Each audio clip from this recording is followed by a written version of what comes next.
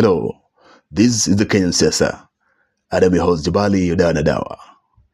The folks of the Kenyan Siasa, yesterday, the 1st of December, the Wiper Democratic Party leader, Kalonzo Musyoka, stated that as united opposition, they are preparing to challenge the outcome of the recently concluded by-elections in the constituency of Mbeere North and Malava constituency where they had interest.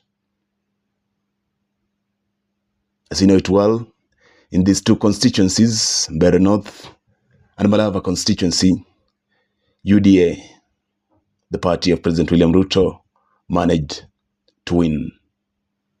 And to be specific, for Mbeere North, it came out as a shock because Mbeere North is in the Mount Kenya region, and this is a place that was perceived to be a united opposition stronghold,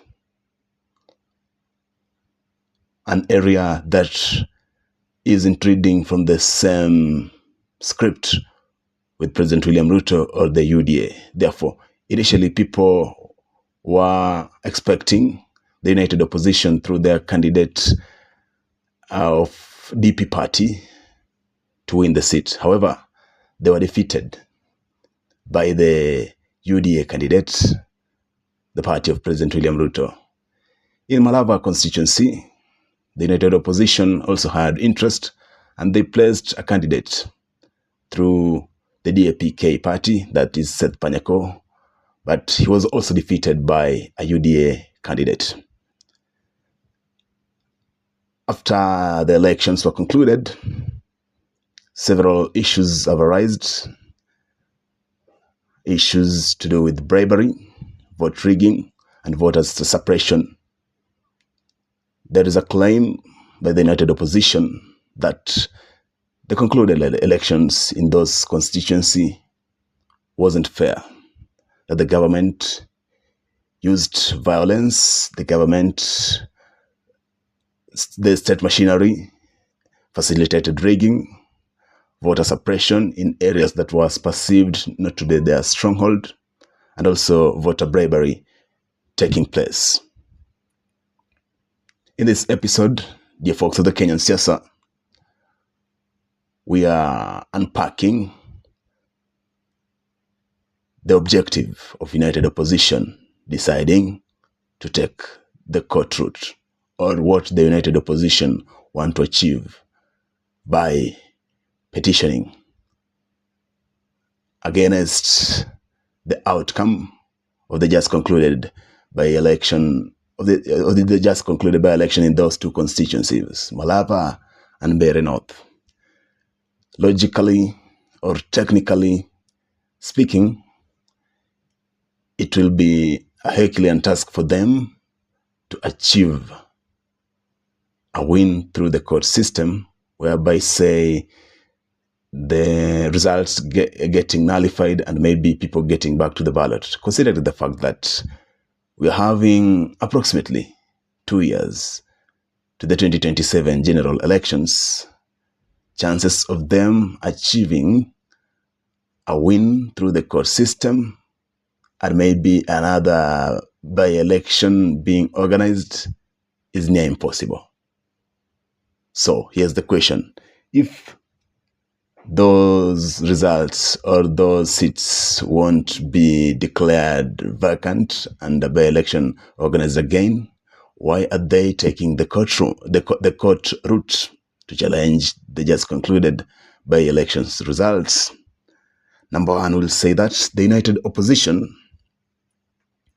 through the court system, through petition, just want to create a platform to expose some of the malpractices that were undertaken by the UDA and the state machinery. They just want to expose maybe some of the evidence that they have against the government that took place during those by-elections. To create platform to expose the government, state machinery, and the UDA party to the republic and to their stronghold. Another objective that they want to achieve by going the court route or the court way is just to put the IEBC's competence and integrity on the radar. You know it very well that the 2027 general elections will be a hotly contested election. It will be a do or die. And therefore, with that, we need a firm IEBC. We need an impartial electoral referee body. And considering the fact that there are some things that maybe do not augur well that they observed with regards to the IEBC conduct in the just concluded by elections, they'll just like to put the IEBC on notice, to put the IEBC on radar before the Republic, so that maybe some of the loopholes that might make the IEBC to be impartial or that might make the electoral process to be of disadvantage to them get sealed before we get to 2027 general elections. Another reason as to why the United Opposition have decided to go to court is maybe to undo the bragging rights of the UDA and the government. You'll remember it very well that immediately after those elections were concluded, the following day, President William Ruto, the party leader of UDA, was over the moon. President William Ruto was full of agility, celebrating how they had defeated the United Opposition, and to be specific, the Mbeere North by-election, considering the fact that Mbeere North is in the Mount Kenya region, and Rigathi Gachagua for a long time has been bragging the way he has all the votes of Mount Kenya region in his pocket. And now UDA defeating a candidate of United Opposition, DP, which Rigathi Gachagua was supporting, at a place where Rigathi Gachagua spent the last 1 week to the election, walking door to door, campaigning for the United Opposition candidate through the party of DP. It came out as a shocker for UDA to defeat that candidate. And because Rigathi Gachagua had bragged for a long time, President William Ruto was just full of delight. President William Ruto was now full of pride that I've humiliated you, Rigathi Gachagua and the United Opposition. And therefore, they went celebrating. And even right now, they're really celebrating, I beg your pardon, and humiliating the United Opposition. And this might create a perception that UDA is a strong party, which might ultimately even result into voter apathy in the United Opposition stronghold. Therefore, they're taking the court route, maybe based on the evidence that they have, that the elections wasn't fair, to expose the UDA party and state machinery, so that at the end of the day, if indeed they have something tangible that those elections weren't fair,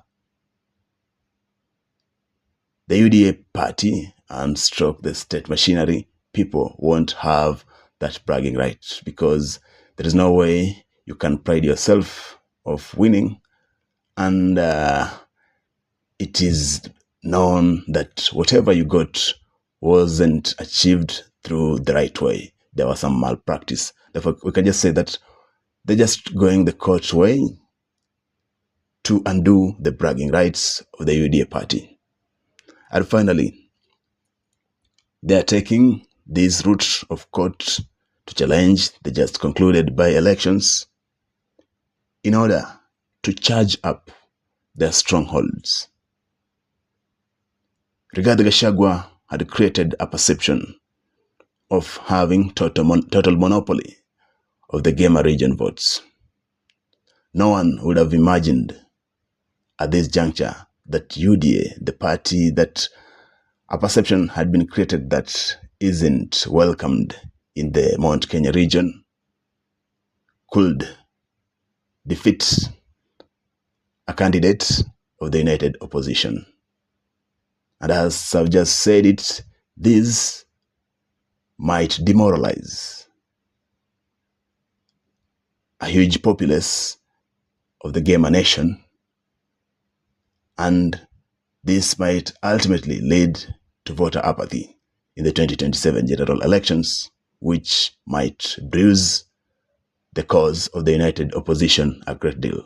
Therefore, they're going to the court to expose some of the malpractices that were done so that it might sink into the populace of Mount Kenya region that this defeat that UDA gave the DP party or the United Opposition wasn't a genuine defeat, and that UDA is not that strong as it is now being portrayed, and that the United Opposition is still a formidable front, or is still a formidable unit that can even win the presidency in the 2027 general elections.